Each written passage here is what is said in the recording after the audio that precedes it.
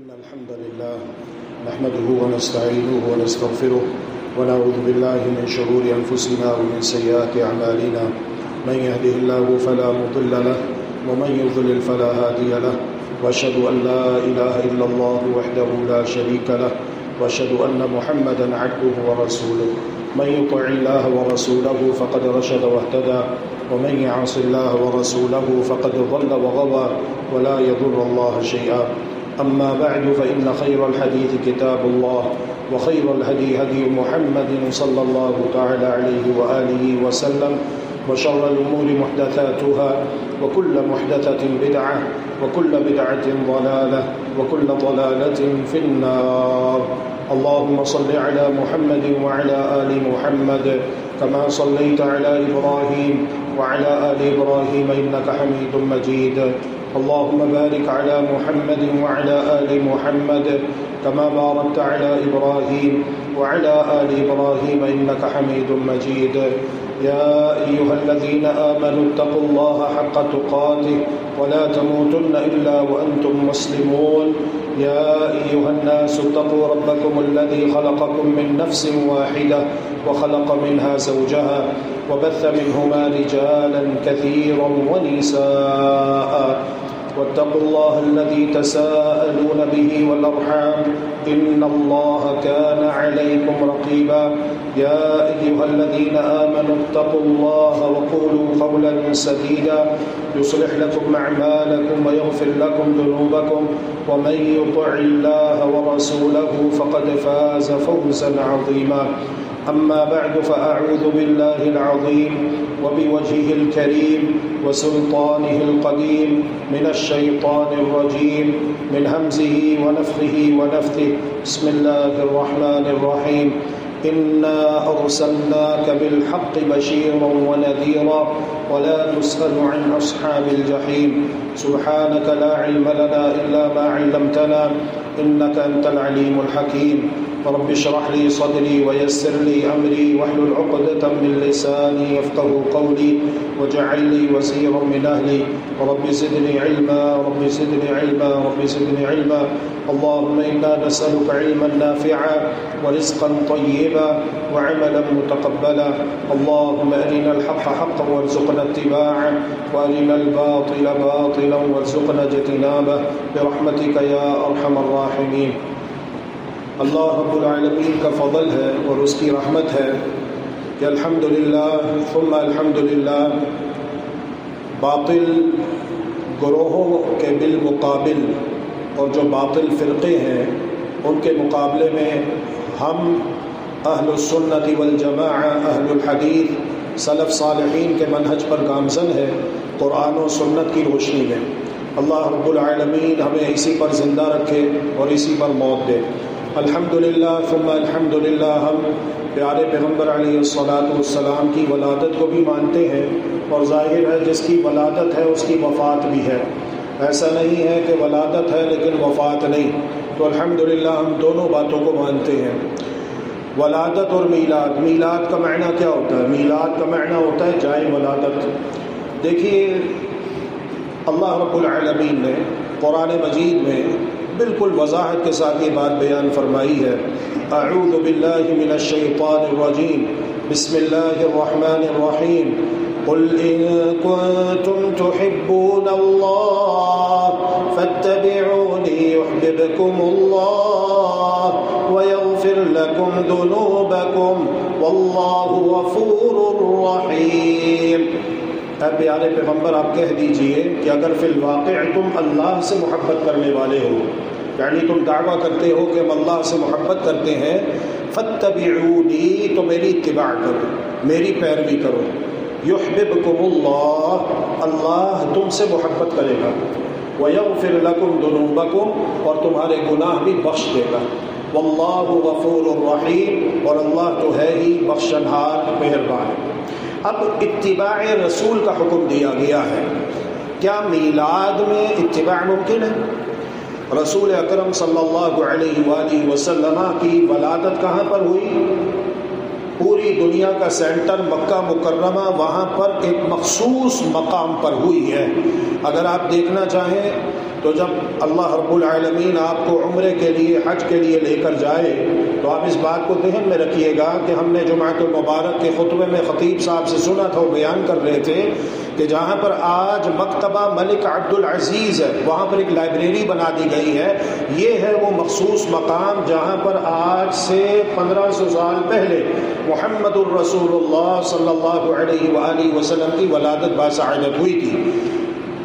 دنیا بھر کے مسلمانوں کے لیے تو بہت ہی زیادہ مشکل ہے. اگر مکہ مکرمہ میں قیام پذیر رہائش پذیر مسلمانوں کی بات کی جائے تو ان کے لیے بھی میلاد میں اتباع ممکن نہیں ہے. کسی عورت کے ہاں ڈیلیوری ہو رہی ہے، بچہ پیدا ہونے والا ہے، تو وہ اب جلدی جلدی اس مخصوص مقام پر پہنچے کہ میں یہیں پر ہی بچہ جنم دوں گی، بچہ پیدا کروں گی جہاں پر ہمارے پیارے نبی محمد صلی اللہ علیہ وسلم کا میلاد ہے. بات سمجھ آ رہی ہے؟ بڑی گہری بات اللہ کی توفیق سے میں نے آپ احباب کو سمجھائی ہے. اللہ رب العالمین ہم سب کو اپنے عقیدے قرآن اور حدیث کی روشنی میں درست کرنے کی توفیق عطا فرمائے. تو میلاد میں تو اتباع ممکن نہیں ہے، تو پھر اتباع کہاں سے شروع ہوتی ہے؟ اتباع شروع ہوتی ہے فاران کی چوٹیوں سے، جہاں پر محمد الرسول اللہ صلی اللہ علیہ وآلہ وسلم نے پہلے نعرہ لگایا وَصَبَاحًا. قوم جمع ہو جاتی ہے اس نعرے کو سن کر، اور جب قوم جمع ہو جاتی ہے تو پیارے پیغمبر علیہ الصلاۃ والسلام تمہیدی گفتگو کرتے ہیں. بتاؤ اگر میں تم سے یہ کہوں، پہلے تو پوچھا نا اپنے بارے میں کہ تم نے مجھے کیسا پایا؟ کہنے لگے ہم نے آپ کو امین پایا، ہم نے آپ کو صادق پایا. آپ نے کبھی گفتگو میں کلام میں جھوٹ نہیں بولا، دروغ گوئی نہیں کی، غلط بیانی نہیں کی، آپ نے ہمیشہ سچ بولا ہے. دوسرا سوال کہ تم نے مجھے کیسا پایا؟ ہم نے آپ کو امین پایا، صادق اور امین پایا، صادق اور امین پایا.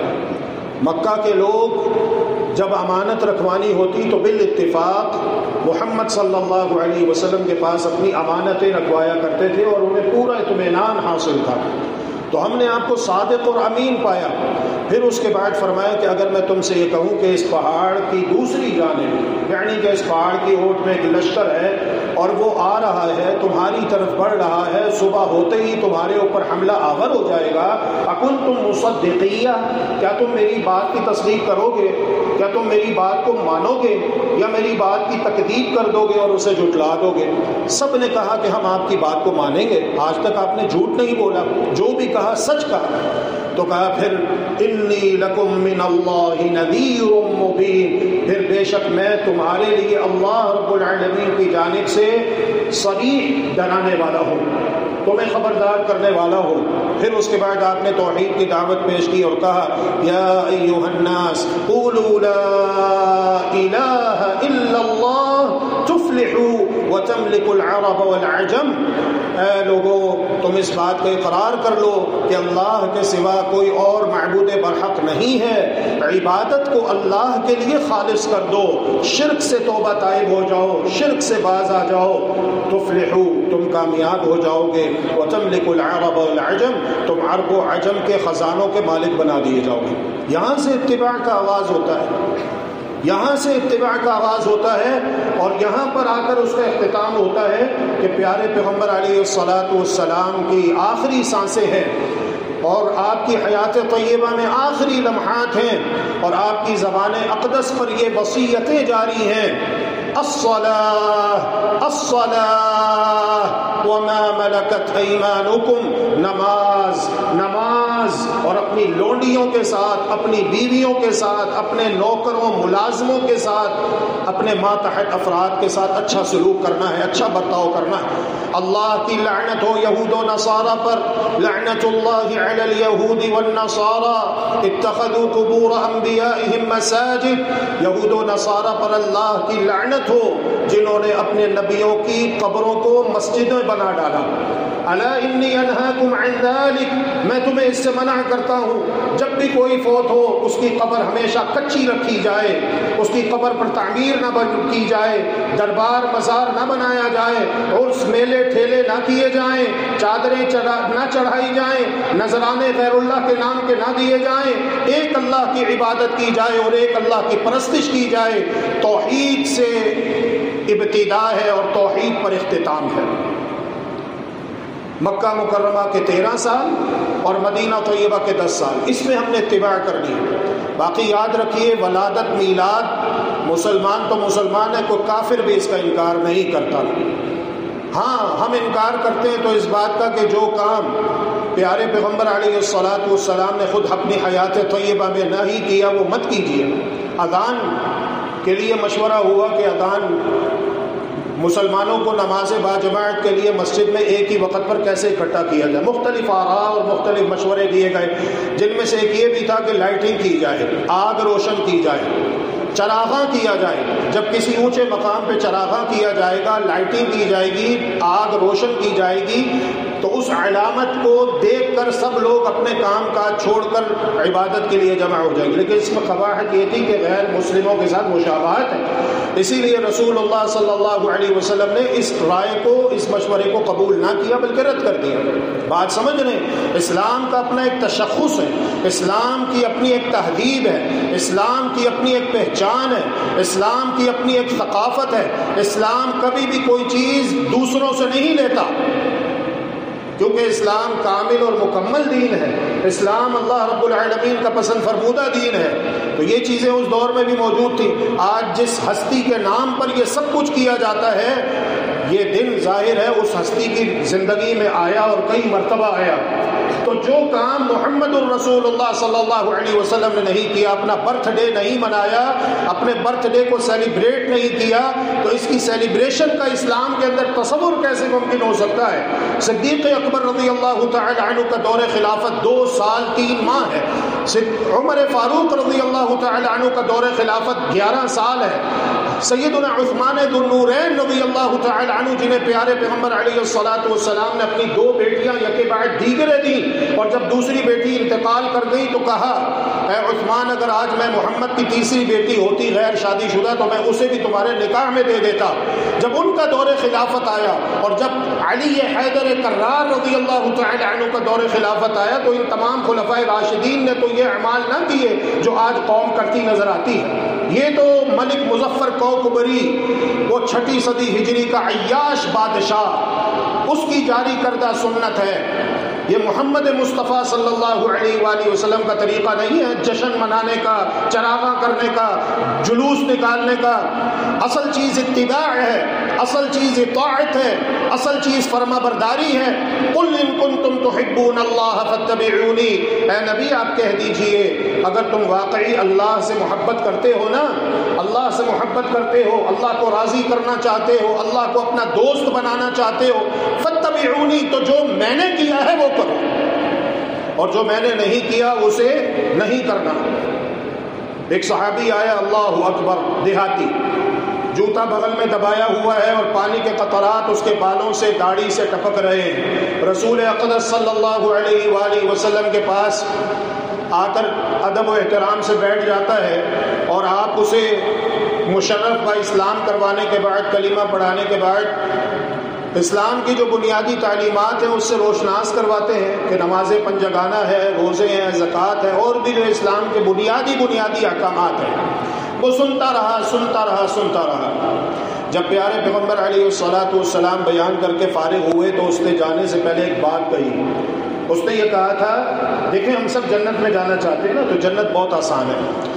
جنت آسان ہے کہ عقیدے کو سمجھنا کہ عقیدہ کیا ہے، منہج کیا ہے، دنیا میں جب تک ہم زندہ ہیں ہم نے کیا کرنا ہے، ہمارا رب اللہ رب العالمین ہم سے کیا چاہتا ہے، اور محمد کریم رحمت للعالمین بالمؤمنین رؤوف الرحیم علیہ افضل الصلوات واکمل التسلیم، ان کی تعلیمات کیا ہے، اس کو سمجھنا ہے۔ جنت بہت آسان ہے، بہت آسان ہے اللہ کو راضی کرنا اور جنت کو حاصل کرنا، کہ اپنا عقیدہ قرآن اور حدیث کے مطابق بنا لو۔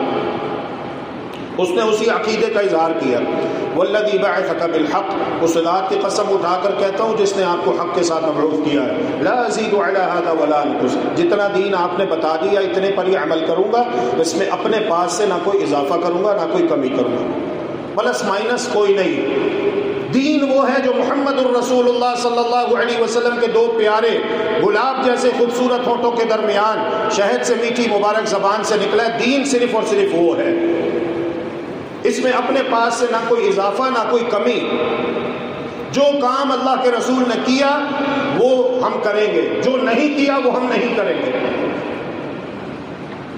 فلما ولا ظہرہ، صحیح البخاری کی روایت ہے، جب وہ شخص اٹھا اور واپس جانے کے لیے مڑا، رسول اللہ صلی اللہ علیہ وآلہ وسلم نے ارشاد فرمایا، اے میرے ساتھیو، اے میرے رفقا،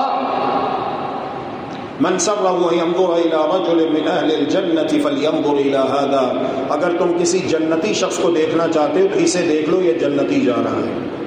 سبحان اللہ وبحمدہ سبحان اللہ العظیم۔ ابھی اس نے کوئی ایک سجدہ بھی نہیں کیا، نماز نہیں پڑھی، روزہ نہیں رکھا، جہاد نہیں کیا، صدقات خیرات نہیں دیے، حج نہیں کیا، عمرہ نہیں کیا، یہ سارے اعمال ابھی انشاءاللہ وہ کرے گا۔ ابھی تو اس نے فقط اسلام قبول کیا ہے، اللہ رب العالمین کی وحدانیت کی گواہی دی ہے، محمد صلی اللہ علیہ وسلم کی رسالت کی گواہی دی ہے، اور اس کے ساتھ ساتھ عقیدہ ہے کہ دین صرف وہ ہے جو محمد الرسول اللہ صلی اللہ علیہ وآلہ وسلم نے کہا کیا، یا آپ کے عہد مسعود میں ہوا اور آپ کے علم میں آیا اور آپ نے اس کا اقرار کیا، اس سے منع نہیں فرمایا، بس یہ دین ہے۔ اور ہمیں قرآن مجید پابند کرتا ہے، یہ کہنا کہ جی کہاں پر منع کیا گیا ہے، کہاں پر منع کیا گیا ہے، قرآن مجید میں ہمیں پابند کیا گیا، ہمیں منع کیا گیا ہے۔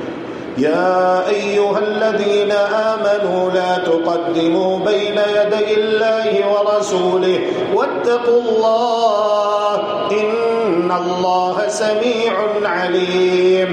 ایمان والو، اللہ اور اس کے رسول سے آگے مت بڑھو۔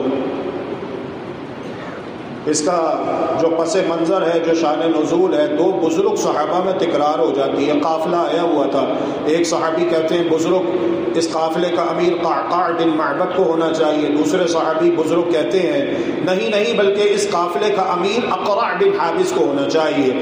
دونوں بزرگ صحابہ کے درمیان تکرار ہوئی، آوازیں بلند ہو گئی، اللہ رب العالمین نے قرآن حکیم کی آیت کریمہ نازل فرما دی، یا ایھا الذین آمنوا لا تقدموا بین یدی اللہ ورسولہ۔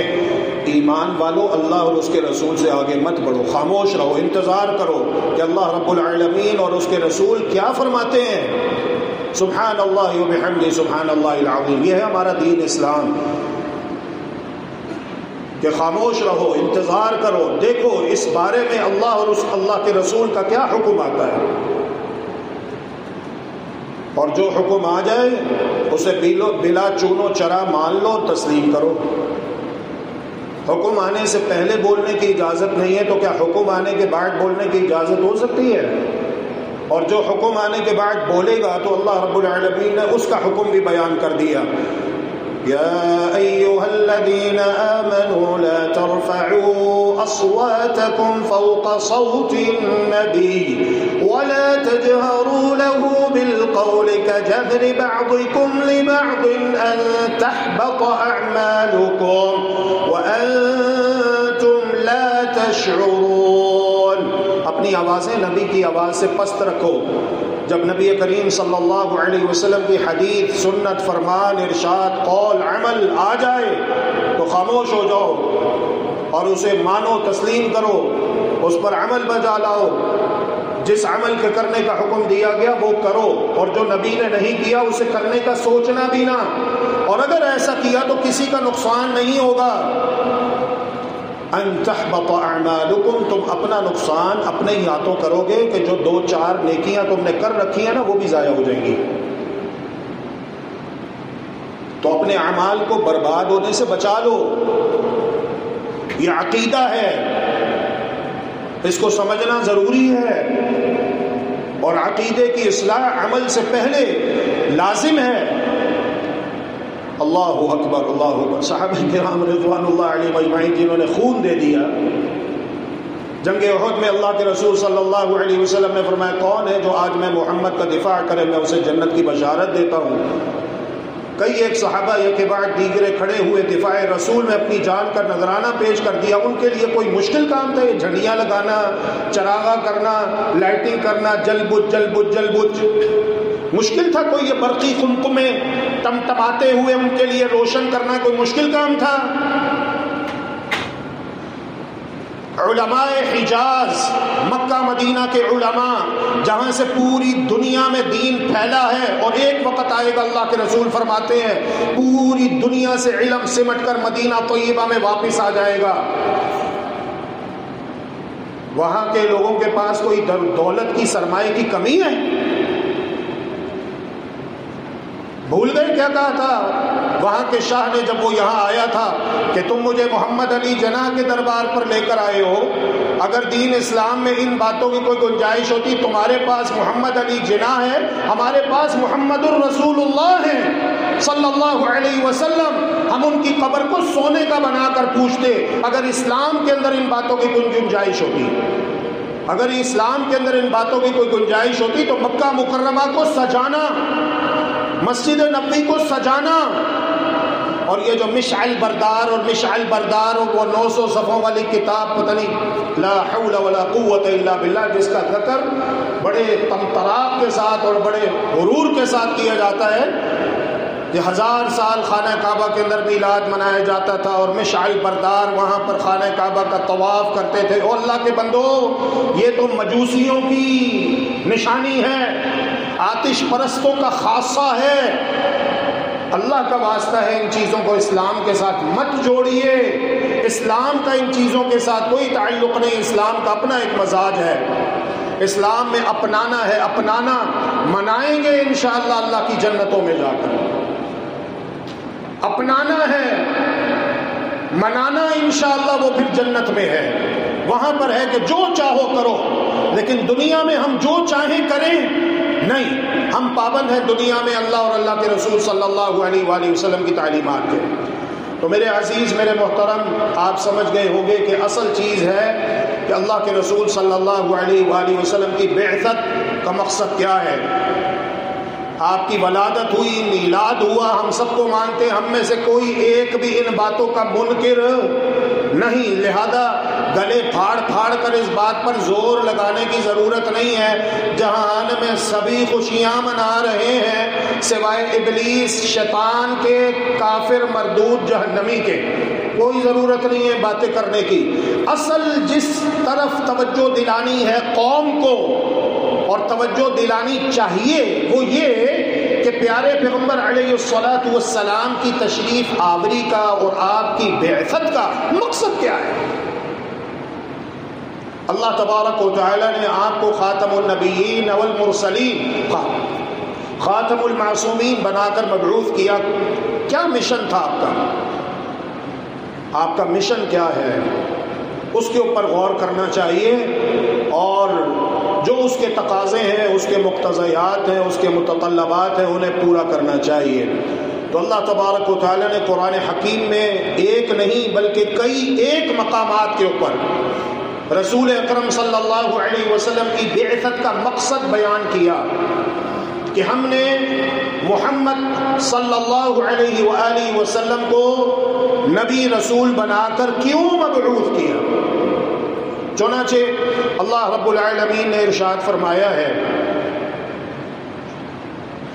إِنَّا أَرْسَلْنَاكَ بِالْحَقِّ بَشِيرًا وَنَذِيرًا وَلَا تُسْأَلُ عَنْ أَصْحَابِ الْجَحِيمِ۔ بے شک ہم نے آپ کو حق کے ساتھ مبعوث کیا۔ حق کیا ہے؟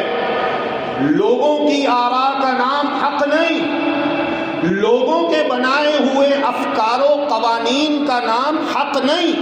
حق وہ ہے جو اللہ رب العالمین کی جانب سے محمد کریم صلی اللہ علیہ وسلم کے قلب اطہر پہ نازل کیا گیا، وہ حق ہے۔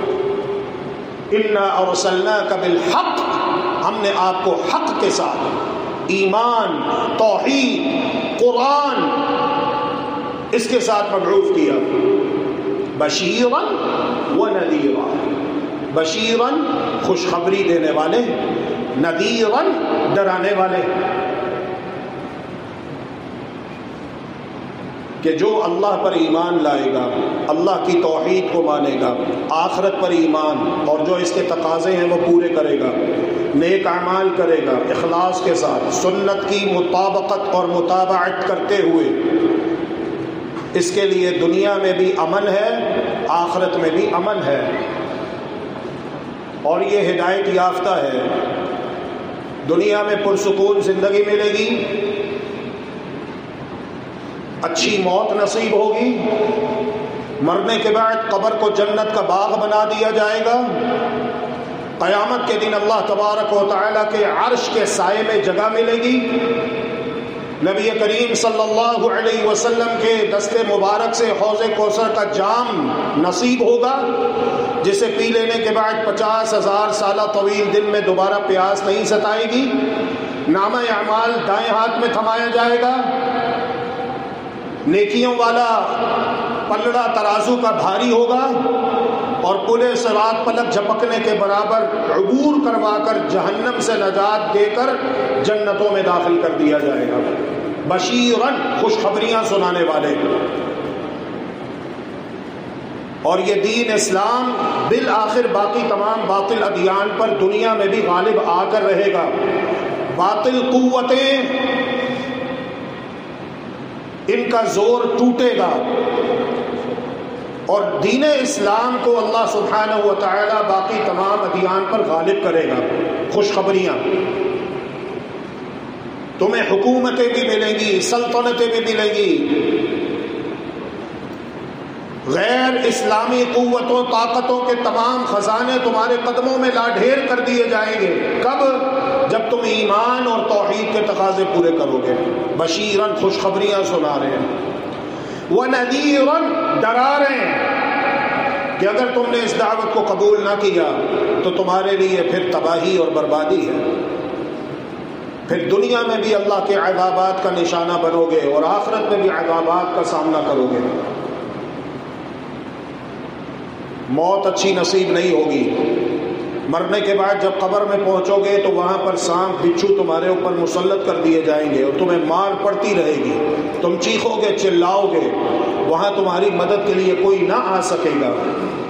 قیامت کے دن تمہیں اللہ تبارک و تعالی کے دیدار سے بھی محروم کر دیا جائے گا، اور جو فضائل اہل ایمان کو حاصل ہوں گے تم ان تمام فضائل سے محروم رہو گے۔ نذیراً ڈرانے والے، وَلَا تُسْأَلُ عَنْ أَصْحَابِ الْجَحِيمِ، اور جو دوزخی ہیں ان کے بارے میں آپ سے سوال نہیں پوچھا جائے گا۔ دوسرا مقام، رَبَّنَا وَابْعَثْ فِيهِمْ رَسُولًا مِّنْهُمْ يَتْلُو عَلَيْهِمْ آيَاتِكَ وَيُعَلِّمُهُمُ الْكِتَابَ وَالْحِكْمَةَ وَيُزَكِّيهِمْ إِنَّكَ أَنْتَ الْعَزِيزُ الْحَكِيمُ۔ سیدنا ابراہیم علیہ السلام کی دعا ہے، اے اللہ میں نے آپ کے حکم پر خانہ کعبہ کی تعمیر کر دی، اب حرم کا ایک پاسبان بھیج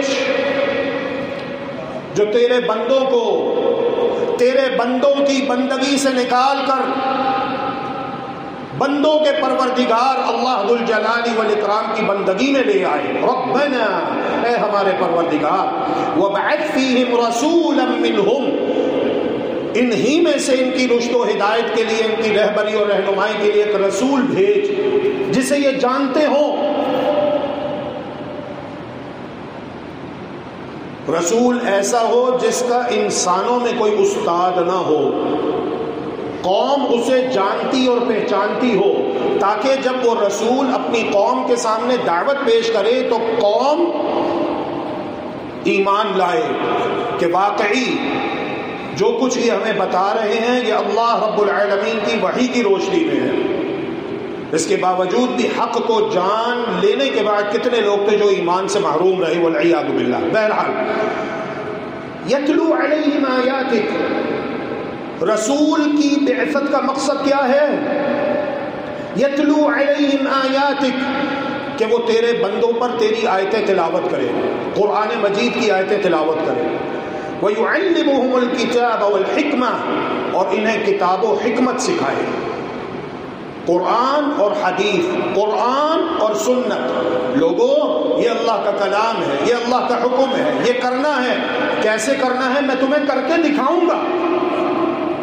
اس لیے آپ رہنما بھی ہیں اور رہبر بھی ہیں. رہنما ہوتا ہے راستہ بتانے والے، رہبر کہتے ہیں راستے پر چل کے دکھانے والے. نماز پڑھو، اب نماز پڑھ کے دکھائی کہ ایسے پڑھنا نماز،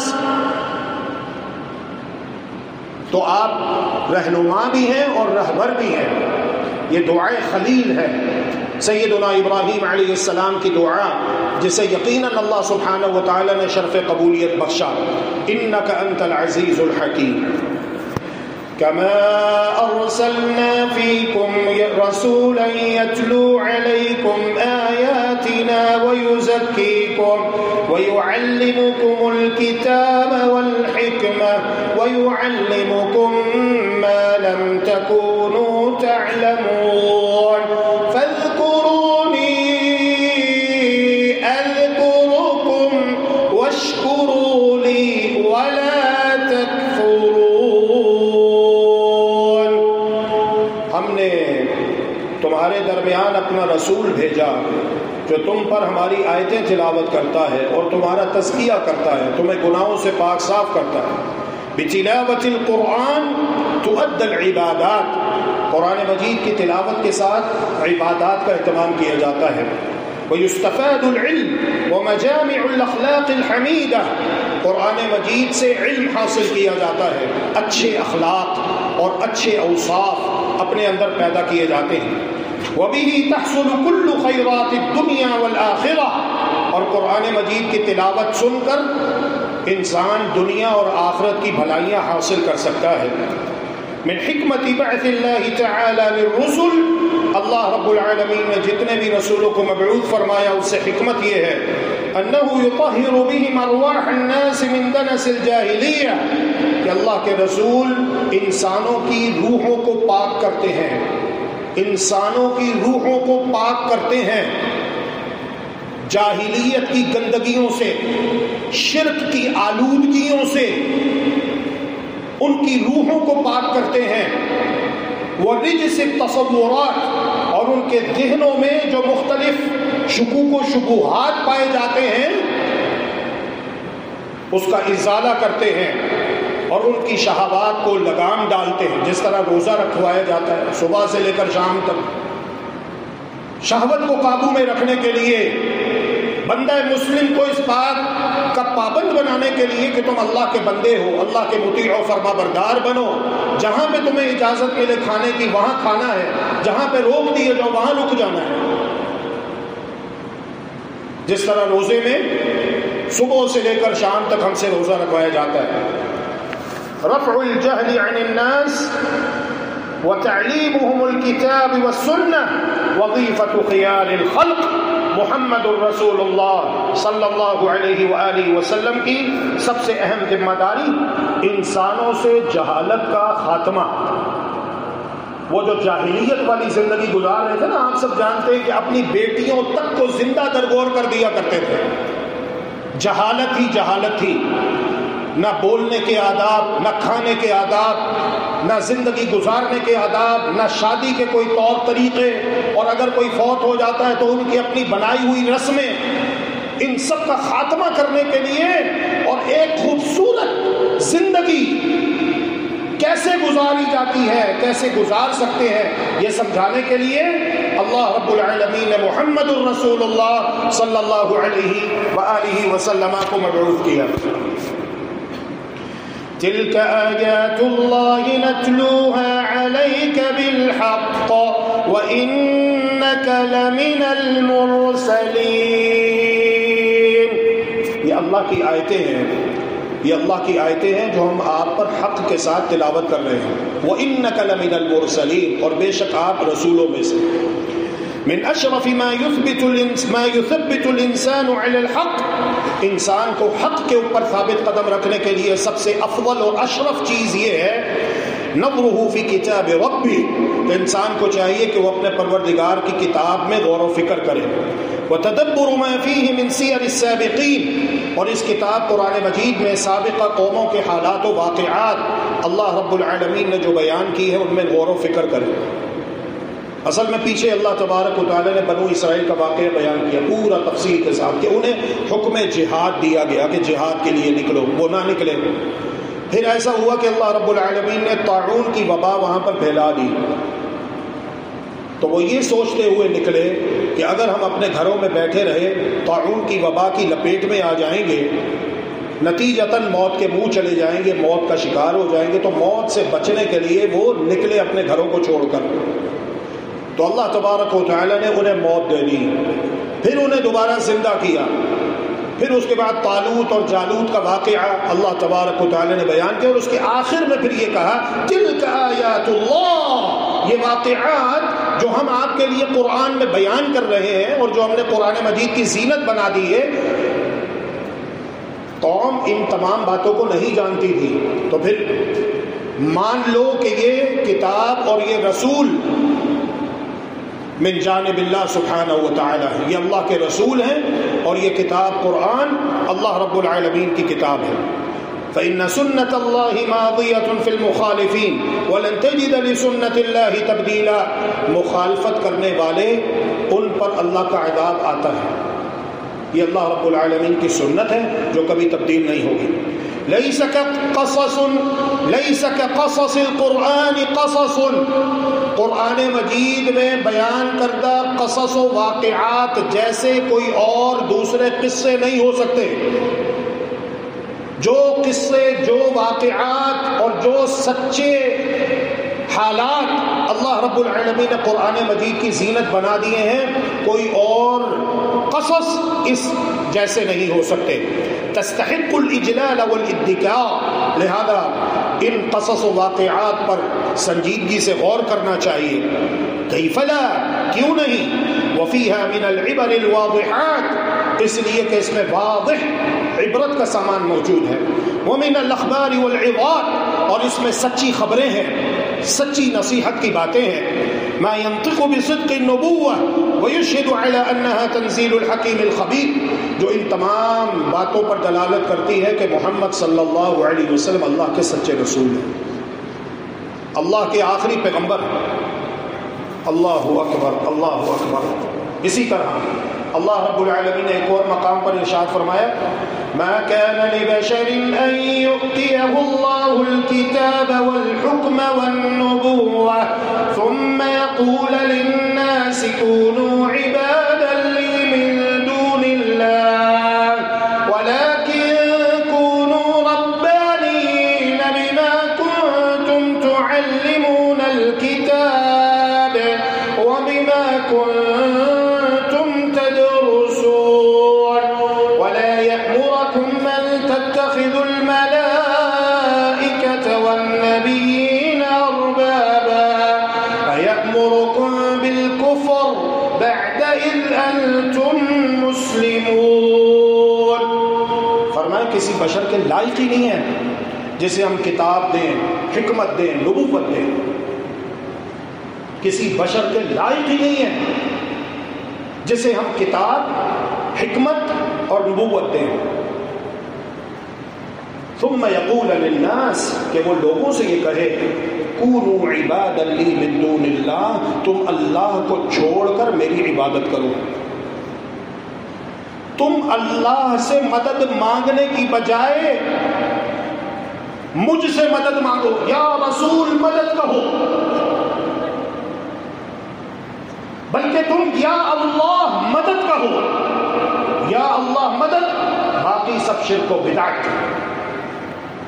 یہ قرآن کا فیصلہ. یا اللہ مدد، باقی سب شرک و بدعت. دیکھ لو سیلاب آیا ہوا ہے، بڑے بڑے اور بڑے بڑوں کے بنائے ہوئے لمبے چوڑے سلسلے اس سیلاب میں غائب ہو گئے کہ نہیں ہوئے؟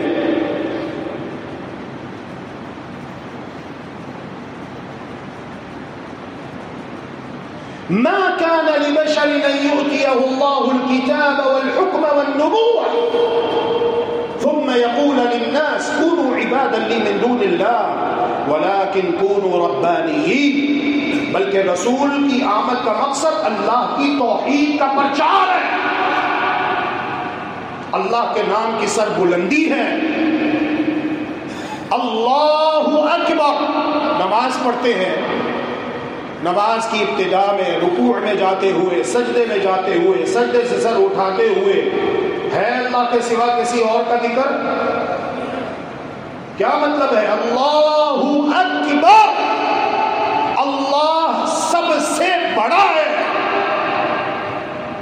اور اللہ رب العالمین قرآن میں کہتا ہے لیس اللہ بکاف عبدہ، کیا اللہ رب العالمین اکیلا اپنے بندے کے لیے کافی نہیں ہے؟ اتنا چھوٹا سا پیٹ ہے، اس کو 3 وقت کی روٹی دینے پر کیا اللہ رب العالمین قادر نہیں ہے؟ نعوذ باللہ من ذلک۔ جس نے اتنی بڑی کائنات اکیلے تنہا بنائی، اور سمندروں کے پیٹ میں رہنے والی شارک مچھلی ہو یا ڈولفن ہو یا ویل مچھلی ہو، تنوں میں اس کی خوراک ہے 1 وقت کی، اور ایسی کئی مچھلیاں سمندروں کے اندر پوری دنیا میں موجود ہیں۔ وہ اللہ تبارک و تعالی جو اس قدر عظیم الجثہ مخلوق کو رزق دے رہا ہے، کیا وہ انسان کو رزق دینے پر قادر نہیں ہے؟ کیا انسان کی مشکلات دور کرنے پر قادر نہیں ہے؟ یقیناً ہے۔ یہی انبیاء کی بعثت کا مقصد ہے، توحید، اللہ حی و قیوم پہ توکل، بھروسہ۔ دنیا میں جس کی ولادت ہوئی ہے اس کی وفات بھی ہو چکی ہے، قبر اس کی بنائی جاتی ہے، جسے موت آ جاتی ہے، اور جسے موت آ جائے وہ مشکل کشا نہیں ہو سکتا، وہ داتا نہیں ہو سکتا، وہ حاجت روا نہیں ہو سکتا، وہ غوث اعظم نہیں ہو سکتا۔ یہ ساری شانیں اور یہ ساری صفاتیں ہمارے پروردگار اللہ ذو الجلال والاکرام کی ہیں۔ رسولوں کی آمد کا یہی مقصد ہے، یہ اللہ کا قرآن ہے۔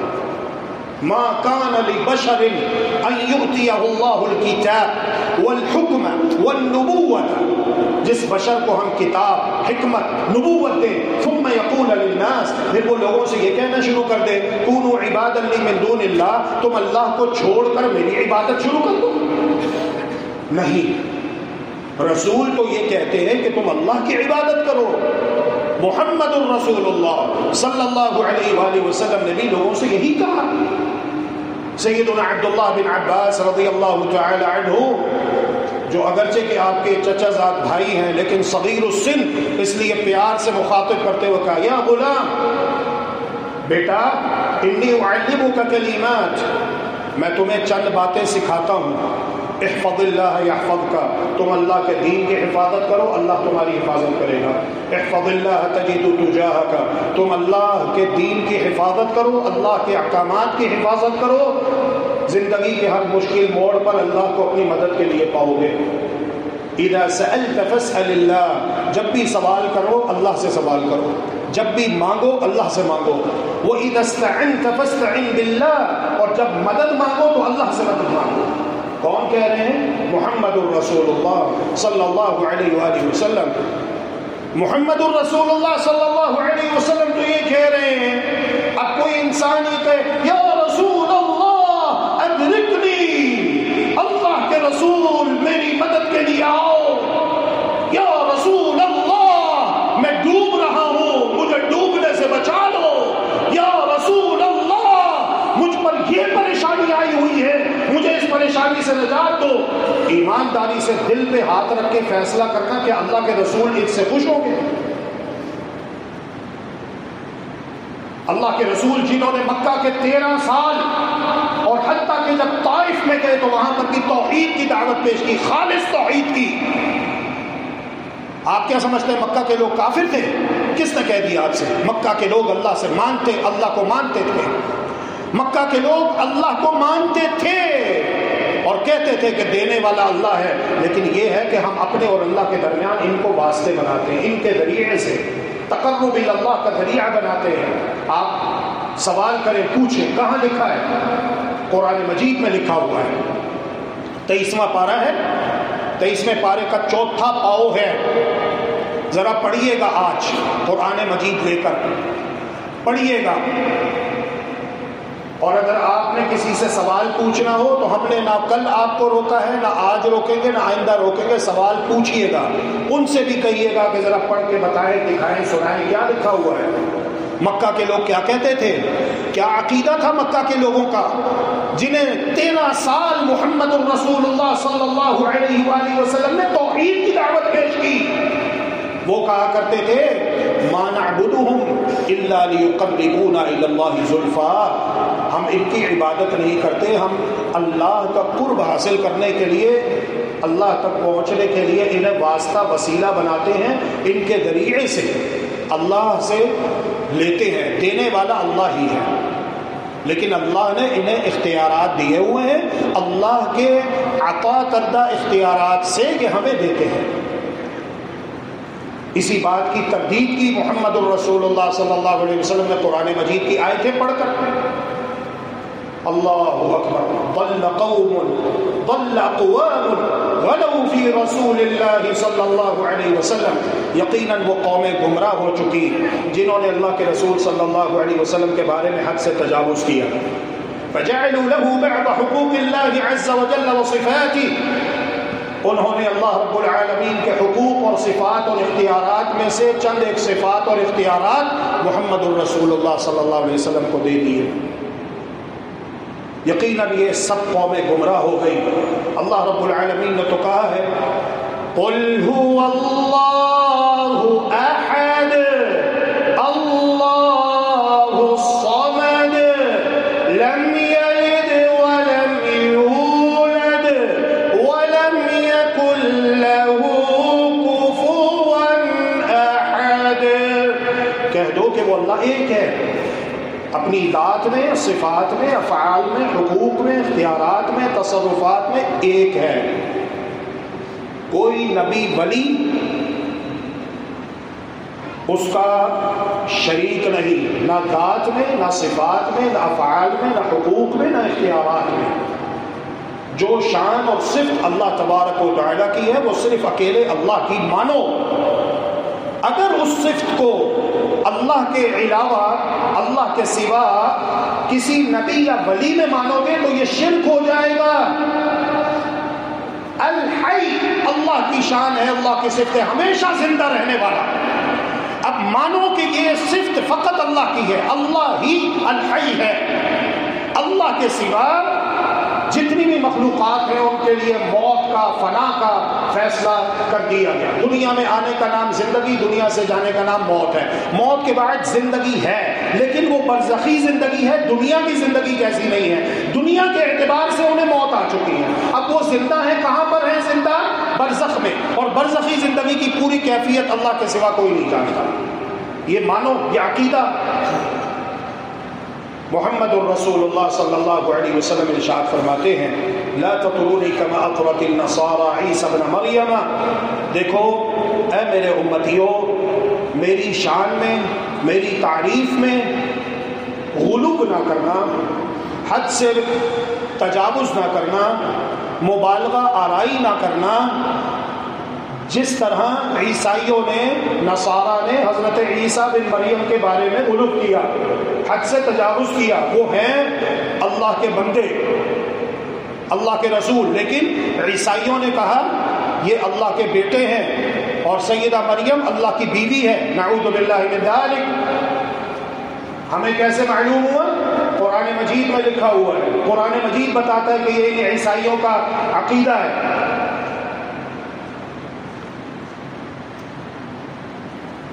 ہم اپنے پاس سے کوئی بات نہیں کرتے.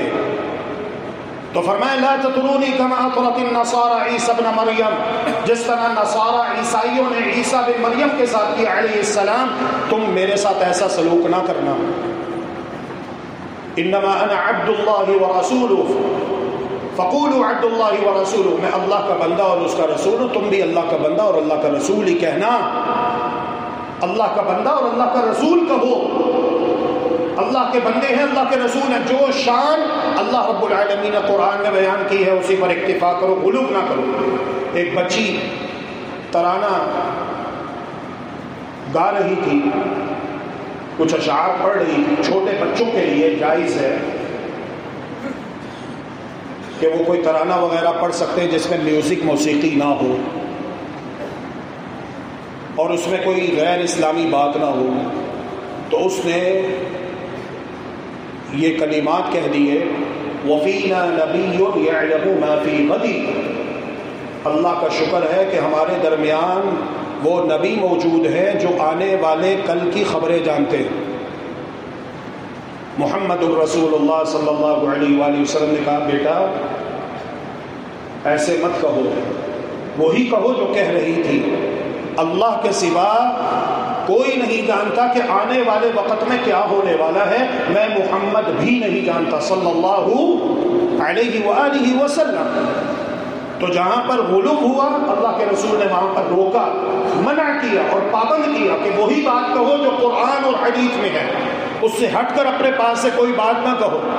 اللہ رب العالمین سے دعا ہے کہ اللہ تبارک و تعالی سب اہل ایمان اہل اسلام کو خاتم النبیین والمرسلین خاتم المعصومین جناب محمد الرسول اللہ صلی اللہ علیہ وآلہ وسلم کی تشریف آوری، آپ کی آمد، آپ کی بعثت اور آپ کی نبوت اور رسالت کے جو مقاصد ہیں قرآن اور حدیث کی روشنی میں، انہیں مد نظر رکھتے ہوئے ان پر غور و فکر کرنے اور ان کے تقاضے پورے کرنے کی توفیق عطا فرمائے۔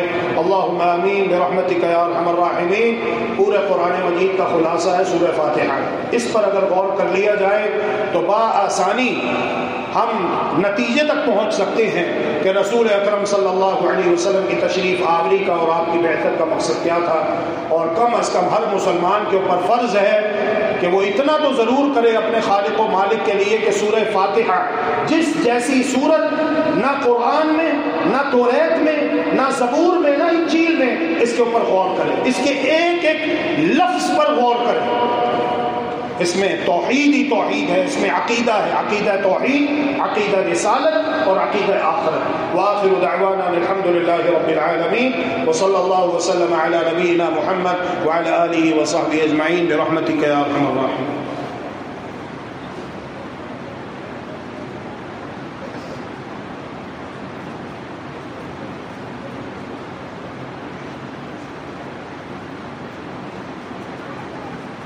بسم اللہ الرحمن الرحیم، الحمدللہ والصلاة والسلام علی رسول اللہ وعلی آلہ وصحبہ ومن والاه وبعد۔ اللہ کے بندو، اللہ اکبر، سیرت پر مشتمل ایک بہت ہی نفیس، عمدہ اور بہترین کتاب ہے عالمی ایوارڈ یافتہ سیرت نگار مولانا صفی الرحمن مبارک پوری رحمہ اللہ تعالی کی۔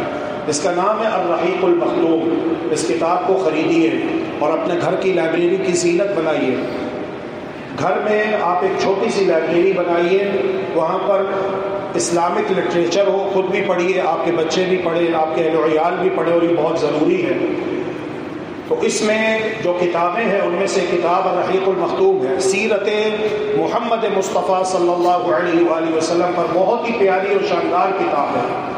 اسے ضرور حاصل کیجئے اور اسے پڑھیے، اس کا مطالعہ کیجئے، انشاءاللہ بہت ہی فائدہ ہوگا، بہت دلچسپ کتاب ہے۔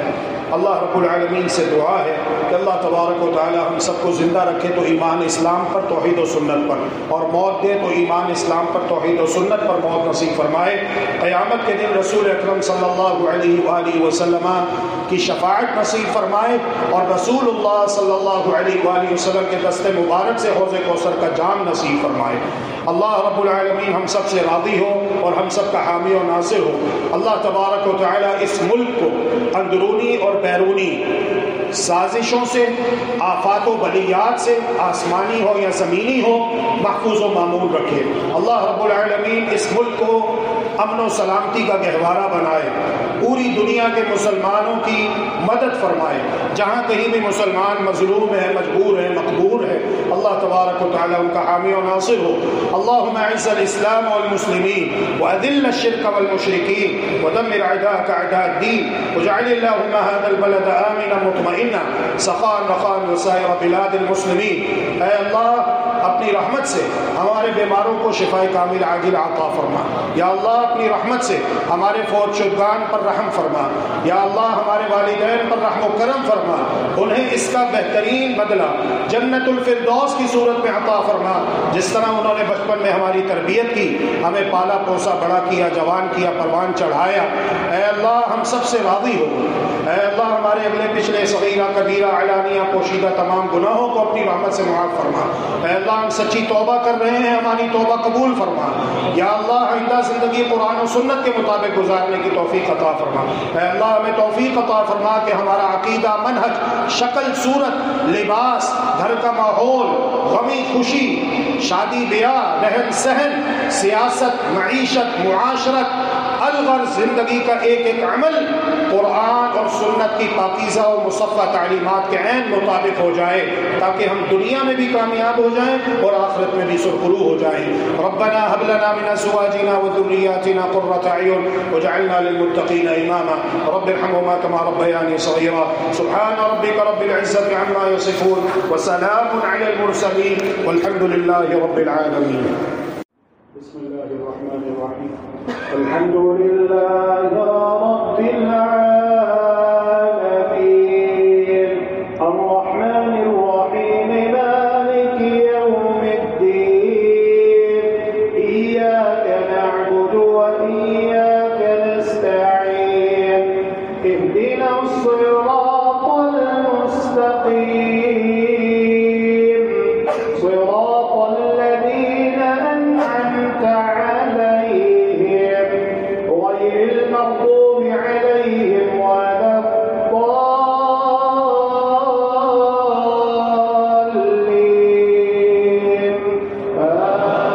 आमीन। सब्बिह इस्म रब्बिकल अअला الذي خلق فسوى والذي قدر فهدى والذي أخرج المرعى فجعله غثاء أحوى سنقرئك فلا تنسى إلا ما شاء الله إنه يعلم الجهر وما يخفى ونيسرك لليسرى فذكر إن نفعت الذكرى سيذكر من يخشى ويتجنبها الأشقى الذي يصلى النار الكبرى ثم لا يموت فيها ولا يحيا قد أفلح من تزكى وذكر اسم ربه فصلى بل تؤثرون الحياة الدنيا والآخرة خير وأبقى إن هذا لفي الصحف الأولى صحف إبراهيم وموسى.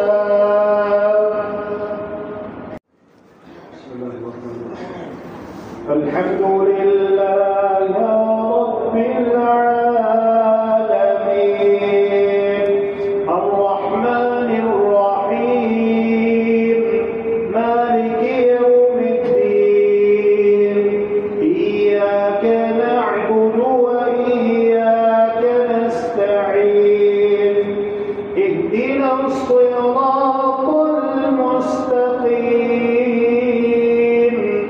صراط الذين أنعمت عليهم غير المغضوب عليهم ولا الضالين.